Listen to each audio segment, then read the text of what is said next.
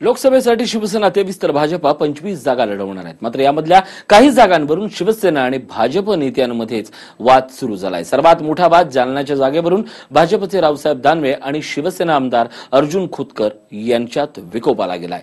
जालना आणि डोकेदुखी ठरणाऱ्या मावळ, भिवंडी, ईशान्य मुंबई या जागांच्या संदर्भातही आता मुख्यमंत्री देवेंद्र फडणवीस हे शिवसेना पक्षप्रमुख उद्धव ठाकरे यांची भेट घेणार आहेत। रावसाहेब दानवे आणि खोतकर या दोघांमध्ये असलेल्या 36चा आकडाही सर्वश्रुत आहे। उद्धव ठाकरेंनी स्वबळाचा नारा दिला होता तेव्हापासूनच खोतकर यांनी दानवेंविरोधात दंड थोपटलेत। मात्र युती झाल्यावरही खोतकरांचं बंड कायम आहे।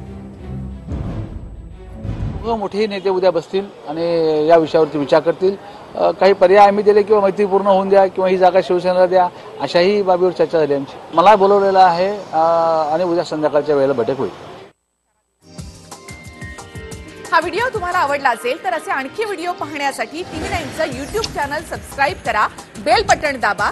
ताज्या घडामोडींसाठी लॉग ऑन करा tv9marathi.com।